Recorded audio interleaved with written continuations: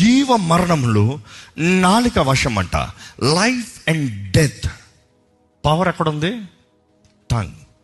నీ మైండ్ కాదు. మైండ్లో ఎన్నో తలంపులు వస్తాయి, కానీ చివరిగా నువ్వు ఏం మాట్లాడుతున్నావు అంటే ఏది అంగీకరిస్తున్నావు, ఏంటి దేనికి ఆమెన్ అంటున్నావు, ఏది సత్యం అంటున్నావు, నీ నాలుక ఏది అంగీకరిస్తున్నావు దాని తగినట్టుగా ఉంటుందంట. What are you speaking?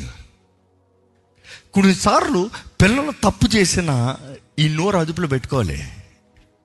తల్లిదండ్రులకు అధికారం ఉంది.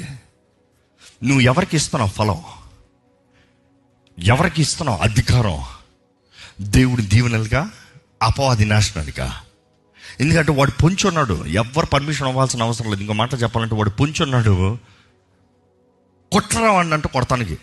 కుటుంబంలో, నీ జీవితంలో, నీ విషయంలో, నీ పనిలో నువ్వు ఏం మాట్లాడుతున్నావు? విశ్వాసపు మాటల, అవిశ్వాసపు మాటల, జీవపు మాటల, నాశనపు మాటల. కొంతమంది కొన్నిసార్లు దేవుడు ప్రార్థన జరిగిస్తారు, ముందే వీరే చెప్పించుకుంటారు, ఇది అవ్వదు, ఇది అవ్వదన్న తర్వాత దేవుడు ఎందుకు చేస్తాడు? Sometimes it is faith.